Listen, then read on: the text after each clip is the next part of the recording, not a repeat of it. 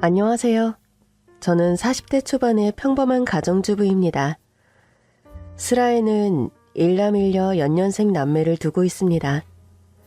전 결혼을 20대 중반, 좀 이른 결혼을 해서 아이도 빨리 낳다 보니 아이들이 벌써 중학생, 고등학생입니다. 아이들이 아직 학생이긴 하지만 손이 많이 가는 시기는 지나서 이제 저도 좀 제 일을 가져볼까 하는 중이지요. 저희 집과 시댁은 걸어서 5분 거리입니다. 시댁은 다세대 빌라의 3층인데 시어머니와 동서 부부가 살고 있어요. 세상에 착한 사람이 별로 없다고 생각하는 저인데 저희 동서는 정말 찾아보기 힘든 심성의 소유자입니다. 왜 이런 말을 하냐고요? 제가 들려드리는 동서의 일상을 알게 되신다면 아마 절로 수긍이 가실 거예요. 어머님, 여기 이번 달 생활비예요. 요즘 물가가 얼마나 올랐는데 넌 생활비 올릴 생각은 요만큼도 없니? 제가 워낙 박봉이고 딱히 제 월급이 오른 것은 아니라서 많이 못 드려서 죄송해요. 네 남편 말이다. 수험생은 매일 두뇌 활동이 왕성한데 얼마나 잘 먹어야 하는지 너도 잘 알지? 그 사람 식사는 저랑 어머니가 돌아가면서 잘 차려주잖아요. 그냥 밥만 차려줘서 될 게 아니라 양질의 식사를 하게 해야 할 거 아니냐. 몇 끼 단백질 섭취시키려면 고기를 부지런히 먹어야 하는데 꼴랑이 생활비 가지고 어디 갖다 붙이라는 거야? 알았어요, 어머니. 30만 원 오후에 더 이체해 드릴게요. 소고기도 사고 닭고기도 사고 고깃값에 보태세요. 잊지 말고 이체해라. 이따 시장 가려니까. 네, 전 그럼 이만 출근하겠습니다. 나이트 없는 날은 좀 일찍 들어와서 저녁밥도 하고 그래. 나이 들어 매끼 밥 차리려니 골병 드는 것 같다. 오늘은 나이트 없는 날이니 일찍 들어와서 저녁 제가 차릴게요. 알았다. 저녁에는 알탕이랑 돼지불고기 할 거니까 집에 없는 재료는 네가 알아서 사와. 네, 그럼 퇴근하는 길에 제가 장봐올게요. 동서는 간호사로 일하는 워킹맘입니다. 슬하에는 3살 배기 어린 딸이 한 명 있는데 어린이집에 다니고 하원하고 동서가 퇴근하기 전까지는 시어머니가 돌보시죠. 그런데요, 문제는 동서가 시댁의 실질적인 가장이라는 데 있어요. 저희 시동생이요. 결혼하고 여태까지 쭉 주택관리사인지 뭔지 고시공부 중이라 경제적으로 돈을 1원도 못 버는 상황이거든요. 게다가 시어머님 역시 딱히 노후 대비도 안 된 상황에서 집에만 계시다 보니 시댁에 온 식구가 동서 혼자 벌어오는 수입에 의존해 생활하는 편이었죠.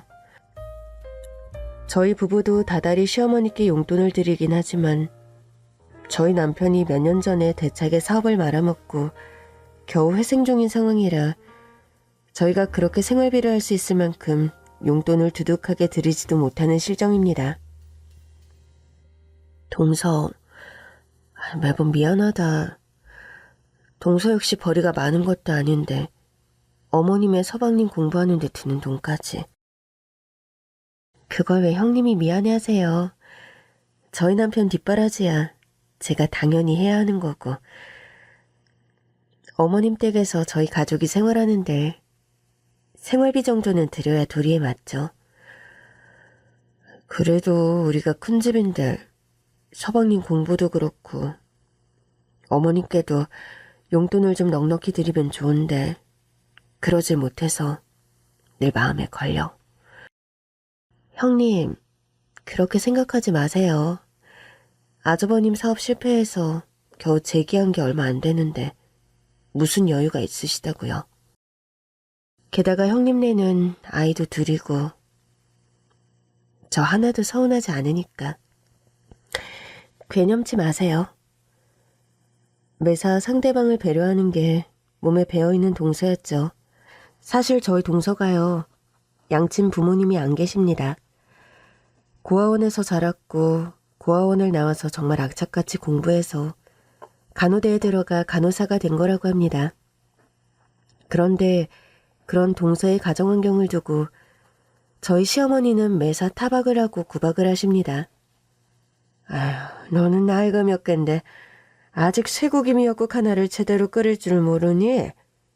하긴 고아원서 자란 애가 뭘 알겠어.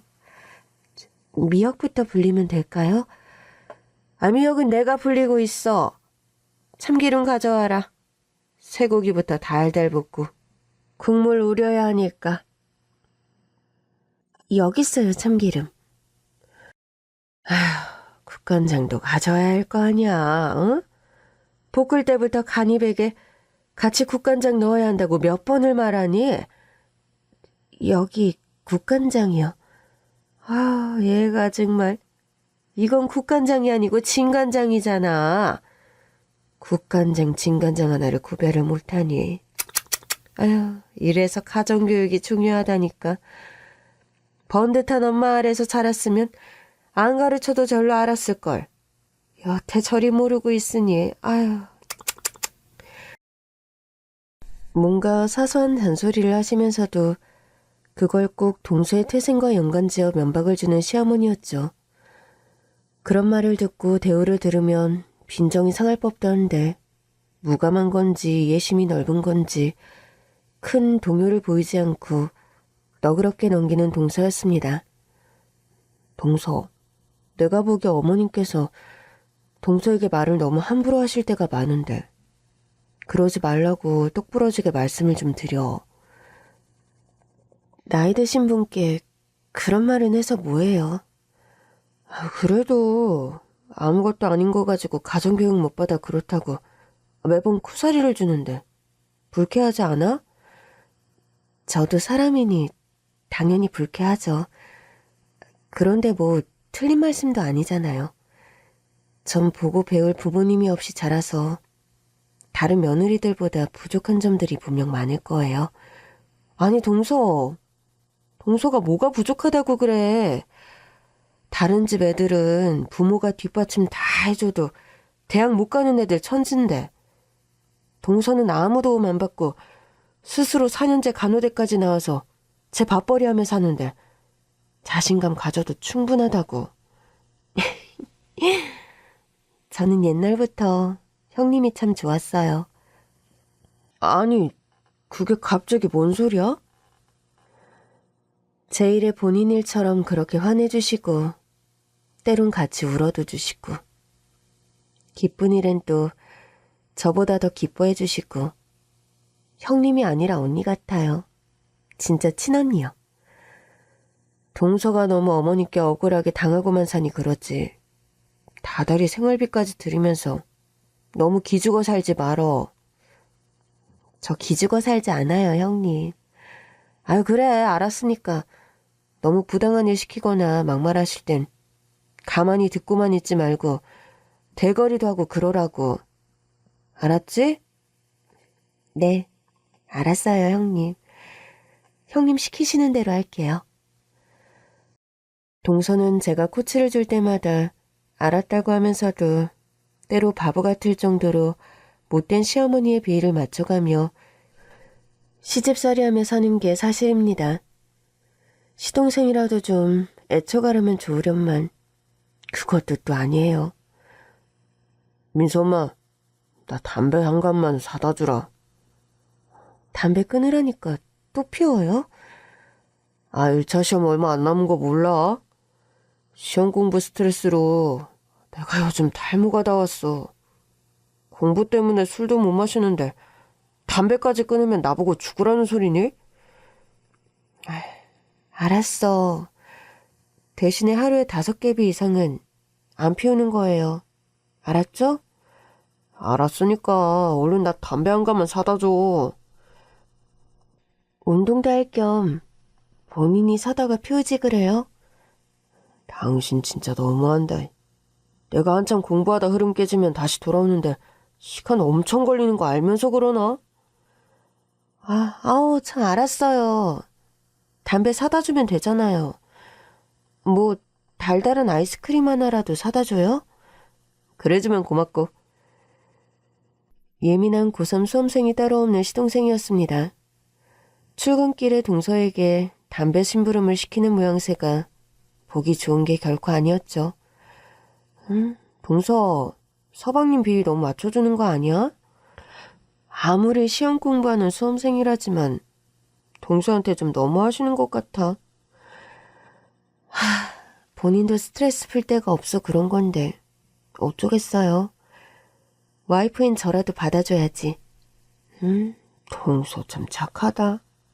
그런 서방님한테 성질 한번 안 부리고 다 오냐오냐 맞춰주는 거 보면 참. 형님, 전 결혼하기 전에 예전부터 결심하던 게 있었어요. 무슨 결심? 결혼을 안 하면 안 했지 내게 이혼은 없다. 더더군다나 아이가 생기면 이혼 같은 건 절대 안 한다. 뭐 다 결혼하면 할 수 있는 결심이긴 하지. 제가 또 고아원에서 지내다 보니까 부모 없이 자라는 게 얼마나 큰 결핍이고 힘든 일인지 알아서 우리 민수한텐 그런 환경 절대 만들어주고 싶지 않거든요. 또 부모가 싸우고 불화하는 것만큼 아이한테 상처도 없으니까 그냥 저 하나 내려놓고 맞추자. 그런 주의예요. 동서 생각이 참 기특하긴 한데 그래도 난 동서가 좀 행복했으면 좋겠어. 밖에 일도 힘들 텐데 집에 와서도 종일 시달리는 거 보면 같은 여자로서 너무 고단해 보이더라. 제 팔자가 옛날부터 좀 그래요, 형님. 그런 말을 하면서도 또 속없는 사람처럼 배시시 웃고 나는 동서였습니다. 피 한 방울 안 섞인 동서였지만 전 그런 동서에게 마음이 각별하게 쓰이는 게 사실이었죠. 해서 집에서 밑반찬을 만들거나 하면 동서를 생각해서 불어더 시댁에 들러 갖다 주곤 했습니다. 어머나, 장조림이랑 멸치볶음을 뭐 이렇게 많이 가져오셨어요. 반찬 만드는 김에 좀 넉넉히 만들었어. 제가 좋아하는 깻잎절임도 있네요. 저번에 우리 집에 와서 만나게 먹길래 좀 만들어봤지. 이건 작은 통에 조금만 만들었으니 냉장고 아래칸에 뒀다가 동서만 먹어. 밤에 몰래 저만 밥 먹어야겠네요. 동서, 나이트 근무할 땐 늦게 들어와서 혼자 밥 먹을 때가 많잖아. 알았어요, 형님. 깻잎절임은 꼭 저만 먹을게요. 너희들끼리 뭐 또 속닥거리고 있어? 아무것도 아니에요, 어머님. 둘째야, 너 이불 빨래 풀먹이라고 했더만 아직 안 했니? 요새 계속 나이트 근무라 못했어요, 어머님. 지금 하겠습니다. 집에 살림하는 여자가 좀 바지런하게 몸을 굴려야 식구들이 쾌적하게 생활하는 법인데 넌 어찌된 애가 그리 게을러 터졌어. 살뜰한 엄마 사랑 못 받아보고 자란 티를 꼭 그렇게 내야겠어? 바로 이불 풀 끓일게요. 죄송해요. 사랑받고 큰 사람이 사랑을 줄 줄도 안다더니만 그 말이 하나도 틀린 게 아니구나. 술 먹인 이불을 민서도 그렇고 도안이도 얼마나 좋아하는데 그걸 게을러서 매번 잊어버리니. 앞으로는 잊어버리지 않고 제때 잘해놓을게요, 어머님.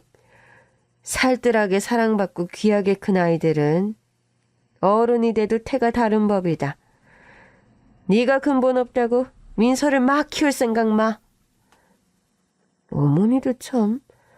동서가 언제 민서를 막 키웠다고 그러세요. 간호사 일하면서도 동서가 얼마나 살뜰하게 엄마 노릇하는 편인데요. 넌 어른이 말하는데 갑자기 끼어들어 둘째 역성을 드니? 민서 귀하게 키우고 싶거든. 둘째 네가 정신 똑바로 차리라는 거다. 보고 배운 바가 없으면 내가 시키는 말이라도 잘 들으란 소리야. 네, 알겠습니다, 어머님. 제게 그만하라는 듯 눈짓을 보내며 시어머니의 비위를 맞추는 동서였죠. 전 동서의 이런 희생적인 삶이 좋은 결실을 이루길 마음속으로 바라고 또 바랬습니다. 그런데요, 시동생은 연거 후 주택관리사 시험에 낙방을 했고 시어머니는 실망해서 땅이 꺼지듯 한숨을 하며 매일 죽는 소리를 해댔습니다. 아, 우리 도안이가 머리가 나쁜 애도 아닌데 왜 자꾸 시험에 미끄러지는지. 아유, 속상해. 초생 몇 자리도 나쁘지 않은데 왜 자꾸 이런 사달이 나나 모르겠다. 아유, 속 터져. 아유. 어머니, 주택관리사 시험이 원래 쉬운 시험이 아니래요. 서울대 나온 사람들도 몇 년씩 준비해서 붙을까 말까 한 시험이라는데 너무 속상해하지 마세요. 넌 참 속도 편하다. 넌 네 서방이랑 서울대 나온 사람들을 비교하고 싶니? 도안이가 시어머니 없어서 서울대를 못 간 거지. 머리가 멍청해서 못 간 애가 아니다. 아니요, 제 말은 그런 게 아니라 한 사람이 내조를 잘해야 남자가 일도 척척 잘 풀리는 법인데 이건 뭐 내조를 잘해. 아님 처가덕 볼 수 있는 든든한 친정이 있기를 해. 뭐로 보나 도로 보나 마음에 안 드는 구석밖에 없으니 원. 에휴. 시동생의 시험 낙방을 괜히 동서 탓을 하며 화풀이하는 시어머니였습니다. 동서, 요즘 서방님 시험 떨어지고 집안 분위기 영 아니지. 어머님 하시는 소리 귀담아 듣지 마. 말도 안 되는 억지라는 거 하늘이 알고 땅이 아는데. 그러게요. 그런데 형님. 그래. 무슨 할 말이라도 있어? 뭔가 할 말이 있는 듯 망설이는 동서의 얼굴이 평소와 다르게 무척 어둡고 창백해 보였습니다. 저 병원에서 건강검진을 받았는데 제가요. 말을 차마 다 끝내지 못하고 서럽게 울음을 터뜨리는 동서였습니다. 대체 무슨 일이길래 그래? 응? 형님, 저 시한부래요. 대장암 말기인데 예후가 나빠서 오래 못 산다고. 아니, 이게 무슨 말이야? 건강하던 동서가 왜 갑자기... 얼마 전부터 몸이 피곤하고 혈변을 봐서 무슨 일인가 싶어서 검사를 받았는데 대장암이라고. 우리 미서 겨우 3살인데 저 어떡해요, 형님. 동서, 다른 병원 가봤어? 같은 암이라도 병원에 따라서 예후를 다르게 점친다더라. 그쪽으로 유명한 병원 내가 또 알아볼게. 우리 다른 병원 가서 다시 물어보자. 응? 저 일하는 병원에서 검진 받았는데 우리 병원 선생님도 그쪽으로 엄청 권위자세요. 제 병이 특별한 희귀병도 아니고 아마 다른 곳 가봤자 같은 말뿐일 거예요. 동서같이 착한 사람한테 이게 대체 무슨 날벼락이니. 전 흐느껴 오는 동서를 부여잡고 함께 눈물을 흘리는 거 말고 해줄 수 있는 게 없더군요. 제품에서 아이처럼 서럽게 오열하는 동서였습니다.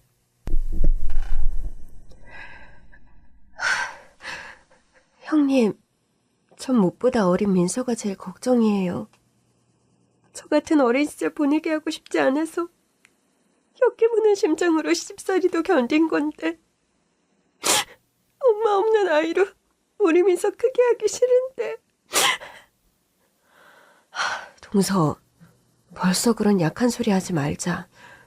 요즘은 암 걸리고도 완치 않는 사람들도 많고 또 세상엔 기적이라는 것도 있잖아.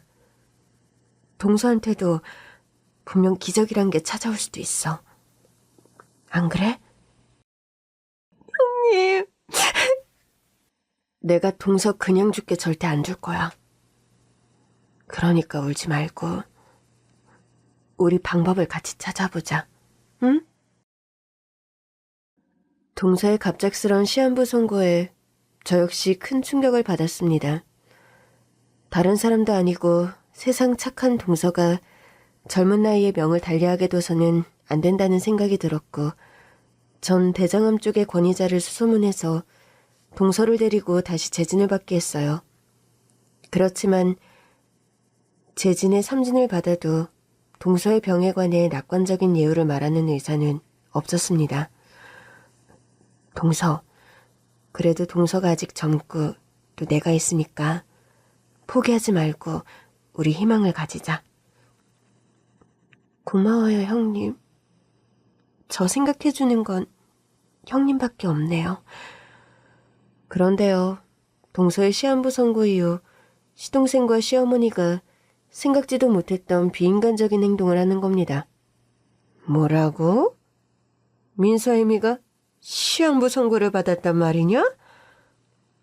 네, 대장암 말기라고 당장 항암 치료 시작해야 한대요. 아, 당신은 다른 데도 아니고 꼭 이럴 때 암을 걸려? 내가 시험 떨어져서 경험도 없고 여유도 없는데 당신까지 아프면 나보고 어쩌라는 거야? 내가 아프고 싶어서 아팠니? 어떻게 사람이 그런 식으로밖에 말을 못해? 넌 지금 뭘 잘했다고 시어머니 앞에서 남편한테 바락바락 소리를 지르니? 네가 희생해서 뒷바라지에도 모자를 판국에 암까지 걸려온 게 뭐 사랑이라고 요새야. 어머님, 진짜 너무하세요. 제가 이제껏 이 사람 뒷바라지한 건 생각 안 하세요? 어떻게 가족이라면서 병 걸린 사람한테 그런 말들을... 바보 온달과 평강공주 얘기도 넌 모르니? 온달 같은 바보도 평강공주 같은 여자를 만나며 장군이 되고 성공하는데 도안이는 너 같은 여자를 아내로 만나서 보는 시험 족족 미끄러지니 내가 열불이 안 나? 그런데 이젠 하다하다 암까지 걸렸다고 나자빠지는데 어느 시어머니가 예쁘다고 칭찬할까? 암 걸린 건 제 의지가 아닙니다, 어머니. 민서 아빠가 자꾸 시험에 떨어지는 것도 제 잘못이 아니고요. 결혼 전부터 지난 5년간 저 그 사람 시험 공부 뒷바라지 한다고 청바지 하나 화장품 하나 마음대로 못 사면서 허리띠 졸라매고 살았어요. 그런데 어떻게... 지금 네 남편 공부 뒷바라지 그거 좀 했다고? 유세 부리는 거냐? 네가 우리 도안이한테 뭐 그리 대단한 걸 해줬다고? 긴 말할 거 없다. 아픈 마누라 끼고 살 만큼 우리 도안이가 여유 있는 애도 아니니 이만 갈라서. 뭐라고요? 지금 민수 아빠랑 이혼하라는 말씀하시는 거예요? 병원에서 살 날 얼마 안 남았다는 소리 들었다면서. 우리 아들 팔목까지 잡을 셈이니? 암투병 본격적으로 시작하게 되면 네가 뭘 할 수 있는데? 전 뭔가 할 수 있어야 며느리고 아내란 말씀이세요? 정말... 네가 간호사라도 하면서 우리 아들 공부하는 동안 뒷바라지라도 하니까 볼 거 없는 천의 고아인 널 며느리로 들였지. 그것마저 아니었음. 언감생심 네가 도안이 마누라가 될성 싶으냐? 엄마, 이제 좀 그만하세요. 그 정도 얘기했으면 이 사람도 알아들었을 거예요. 앞길 창창한 우리 아들 발목 잡을 생각 말고 네 앞가림은 앞으로 네가 알아서 해라.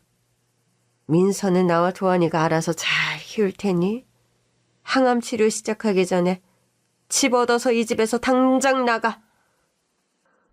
고아인 동서가 시한부 선고를 받자마자 매몰차게 버린 시어머니와 시동생이었습니다. 저는 한동안 이런 내막은 모르고 까닭없이 연락도 안 되고 갑자기 집을 나가버린 동서를 찾아 수소문했더랬죠.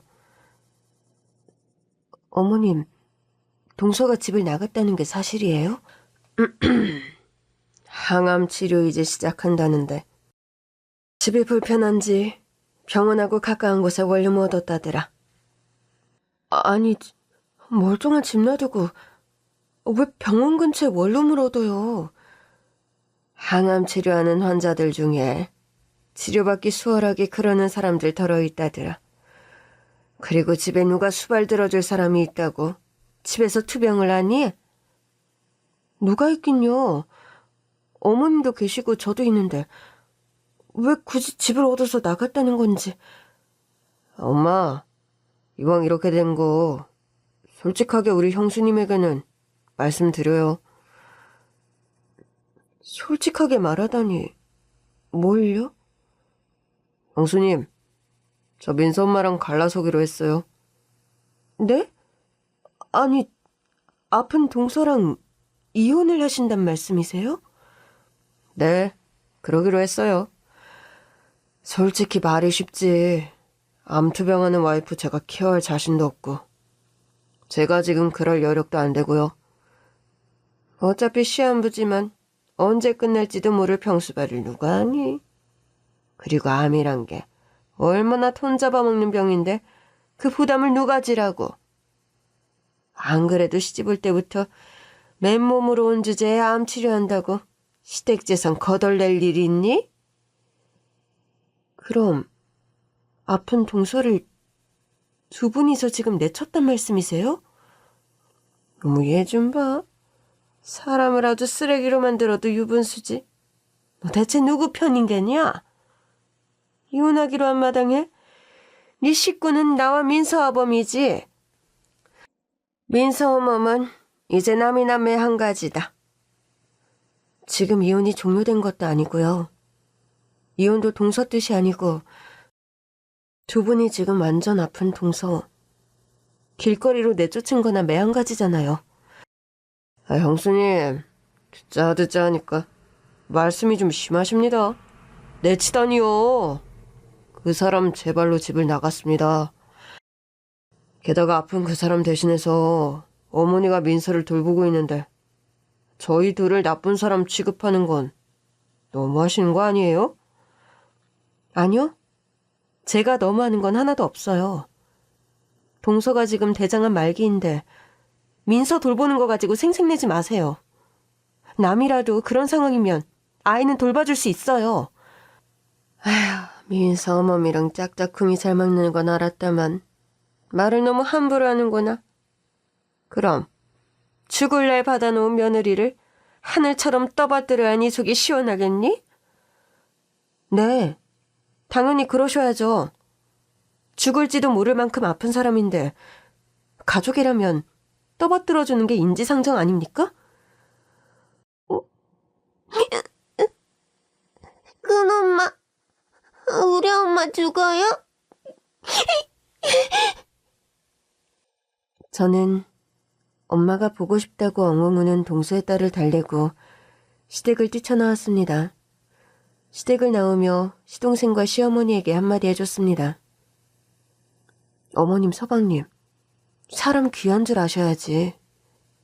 동서같이 착한 며느리, 착한 아내한테 그렇게 행동하지 마세요. 그러다 두 분 정말 벌 받습니다. 아주 그냥 악담을 하는구나. 악담을 해. 아휴. 동서가 시집와서 어떻게 살았는지 누구보다 잘 아는데 정말 그러시는 거 아니에요. 요즘 같은 세상에 동서 같은 며느리 아내가 어딨다고 사람을 그렇게 괄시하세요? 사람 박대하면 사람 그린다고. 두 분 죄값 부메랑처럼 돌아올 거예요. 두고 보세요. 아유, 두고 보란 사람 하나도 안 무섭더라. 끝까지 이기죽거리며 바른말에도 꿈쩍 않는 시어머니였습니다. 고개를 설레설레 젓는 심정으로 전시댁을 나왔습니다. 그리고 무작정 동서를 아는 사람들에게 전화를 해서 동서의 거처를 수소문했죠. 다행히 동서의 친한 회사 동료가 동서의 거처를 알고 있더군요. 전 불어 연락하지 않고 동서가 혼자 지낸다는 원룸으로 찾아갔습니다. 동서는 불도 잘 들지 않는 반지하 원룸에 기운 없이 축 처진 모습으로 누워있는 겁니다. 동서, 지금 뭐 하는 짓이야? 아니, 형님이 여길 어떻게... 이런 식으로 숨으면 내가 뭐, 못 찾기라도 할 줄 알았어? 주영이 주인은 어쩌고 이 시간에 절 찾으러 다니세요? 걔들이 동서처럼 시한부 환자야? 한 며칠 엄마 없다고 밥 굶을 나이도 아니고 걔들 신경 쓰지 마.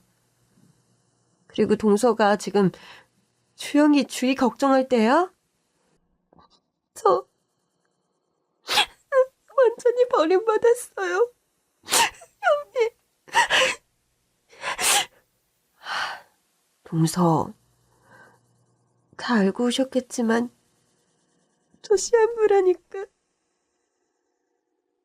이런 지하의 집에서 나가라더군요. 어머니야 그렇다 치지만 어떻게 민수 아빠까지 동조를 하는지. 형님, 저 완전히 헛살았어요. 참 우습죠. 죽을 때 다 돼서야 헛산 걸 알다니. 바보, 등신, 모조리. 이런 천치가 세상에 있을까요? 자학하지 마, 동서. 어머님과 서방님이 동서 배신 때린 건 사실이지만 그렇다고 동서를 바보라는 둥 평가절하하는 건 내가 두고 못 봐. 민서는 지금 어쩌고 있어요? 민서는 어머님께서 그럭저럭 잘 돌보고 계시더라. 그래도 엄마 찾으면서 자꾸 울어. 울길래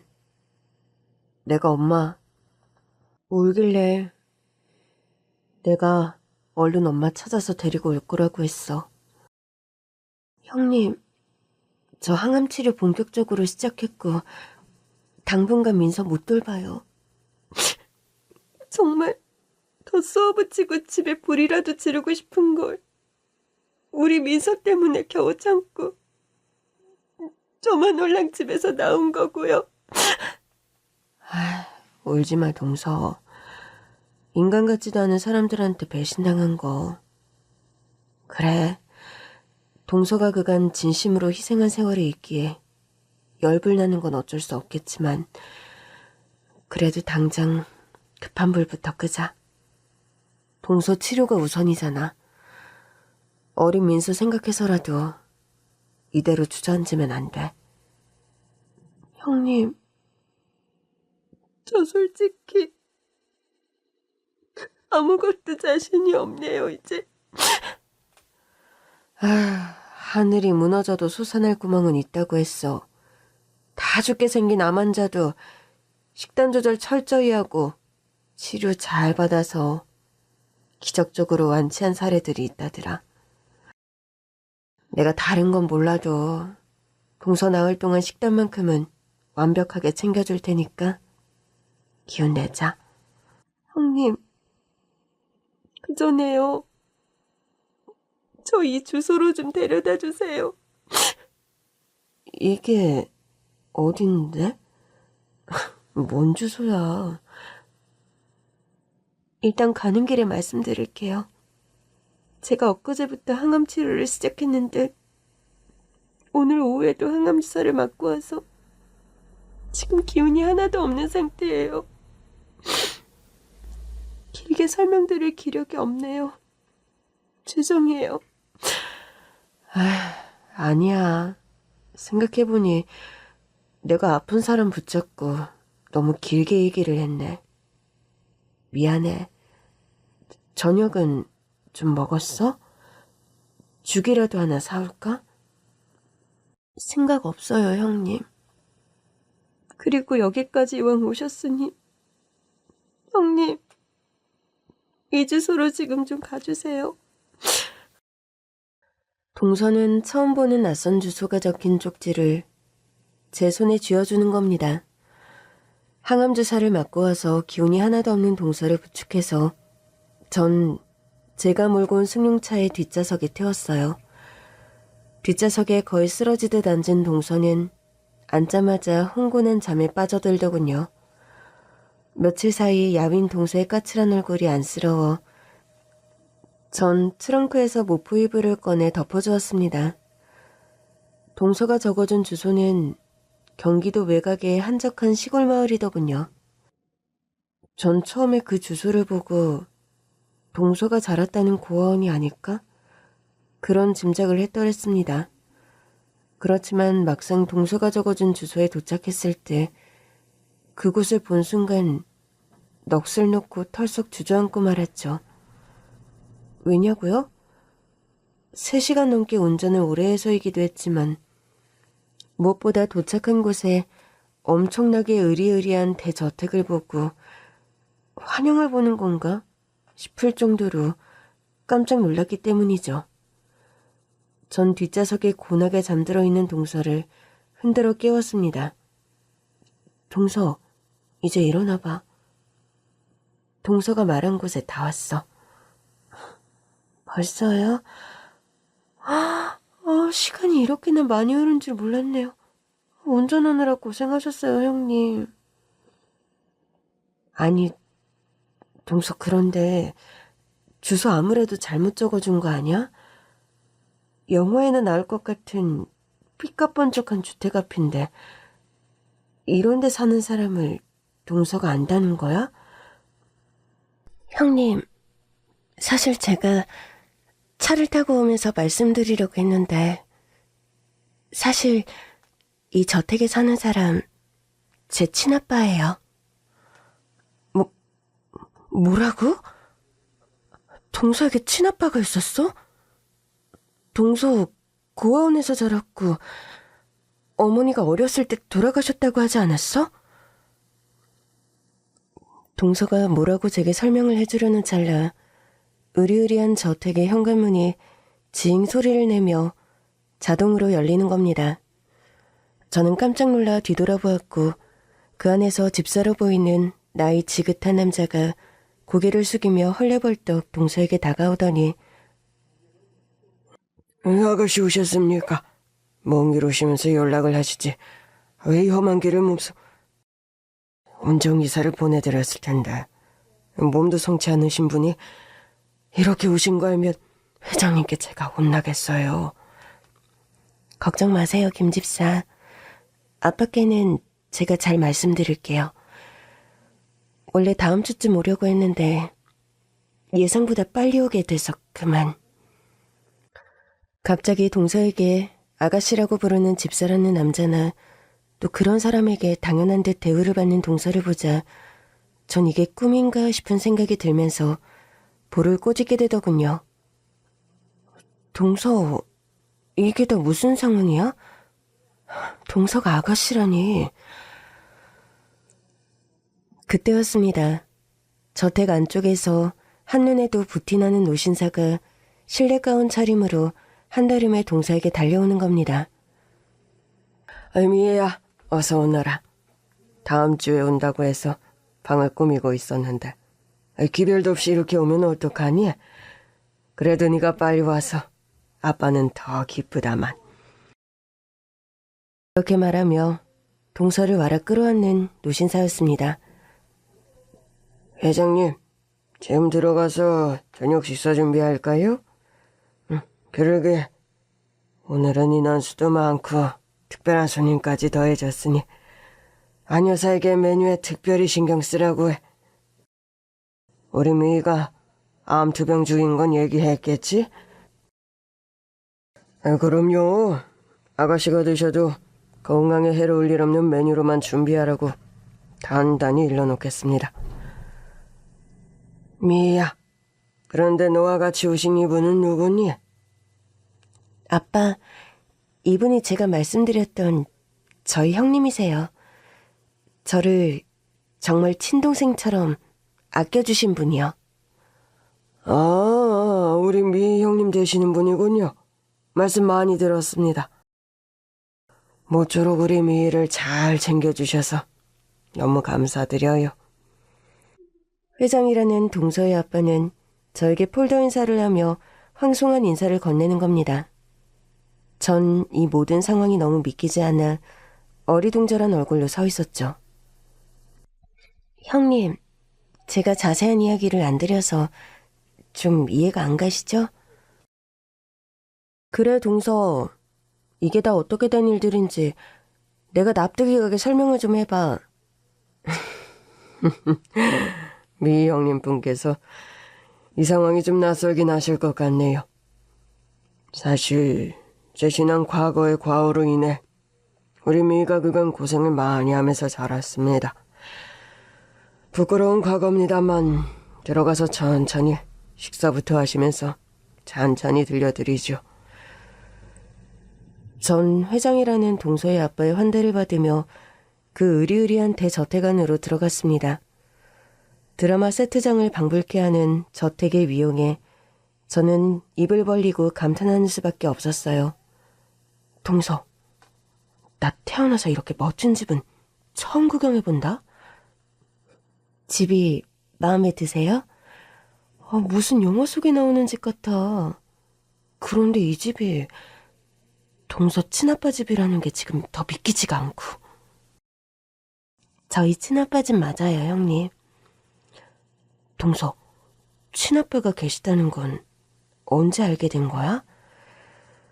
사실 친아빠 존재를 알게 된 건 오래전이에요.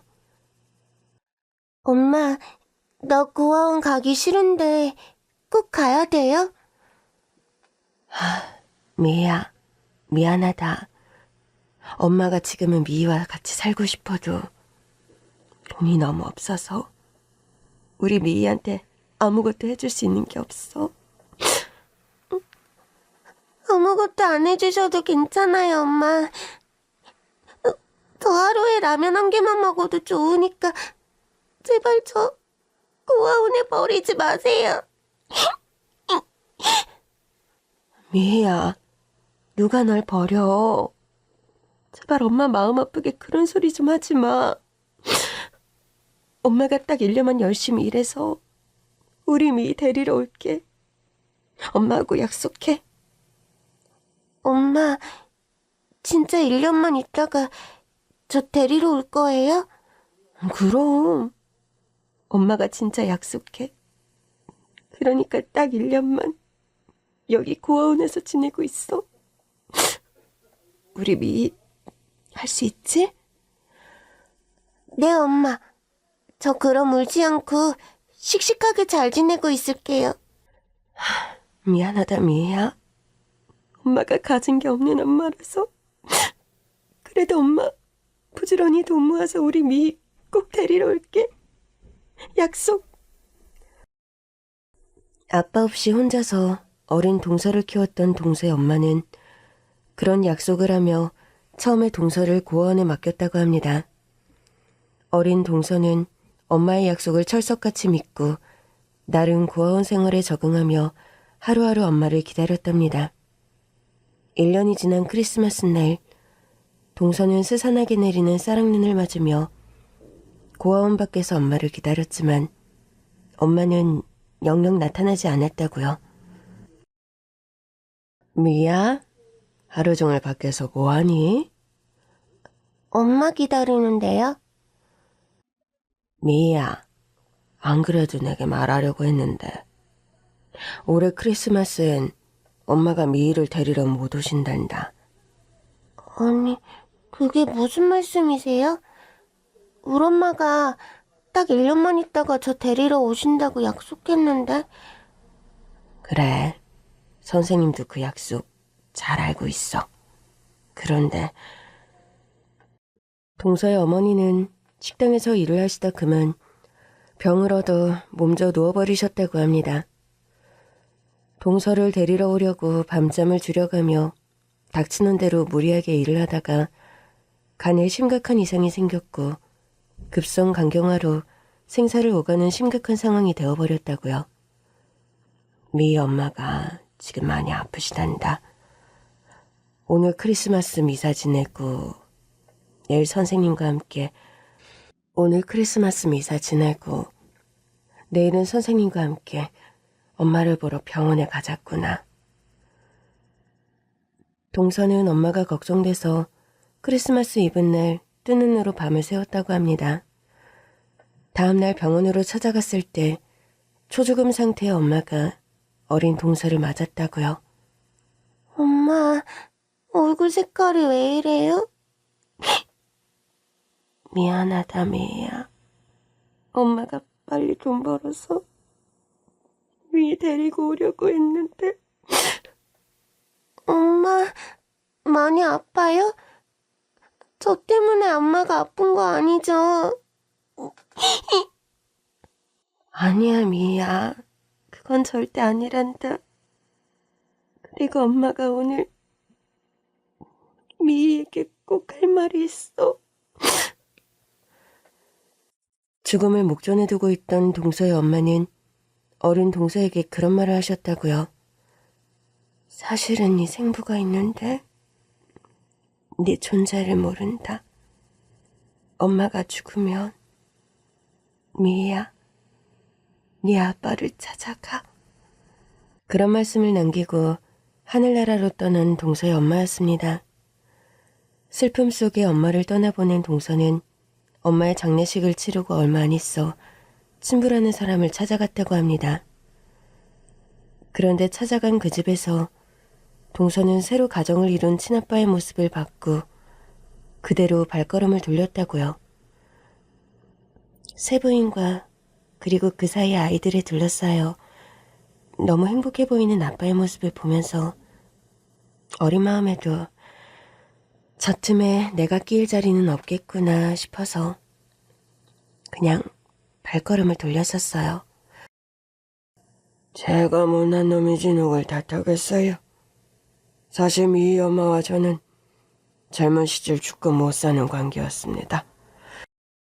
결혼을 약속하고 서로 열렬히 사랑했는데 저희 집안이 원체 보수적이고 구장해서 미희 엄마를 며느리로 받아들이지를 않았어요.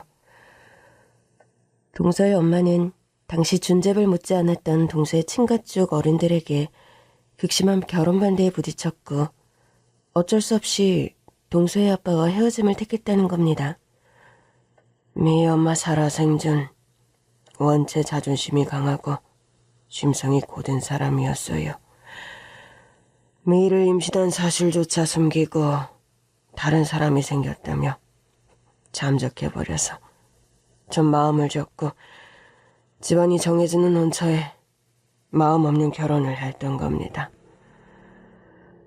과거 이야기를 풀어놓는 회장의 얼굴에 복잡하고 슬픈 회한의 감정들이 가득 차오르는 것을 저는 보았습니다.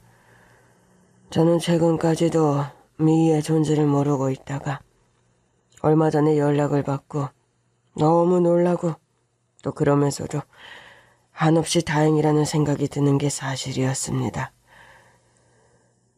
갑자기 생사도 몰랐던 딸이 생겨서 당황스럽진 않으셨죠? 아니요. 전 집안이 정해둔 원초와 결혼해 가정을 이뤘지만 마음속 미희 엄마를 못 지은 탓에 평생 불행한 결혼 생활을 했어요. 결국 본처와는 불화만 거듭하다 이혼을 결심했는데 이혼 조정 기간 중에 본처는 병으로 명을 달리했고요. 사는 재미라고는 없이 고독하고 절망적인 하루하루를 보내던 때 미희 연락을 받게 된 겁니다. 제가 시한부 선고받고 남편이랑 시댁에서 내쳐지고 보니까 생각나는 사람이 그래도 아빠밖에 없더라고요. 아빠 입장에서야 미인이가 더 빨리 아빠를 찾지 않은 게 야속하다만 이제라도 날 찾아줘서 얼마나 다행인지 모른다.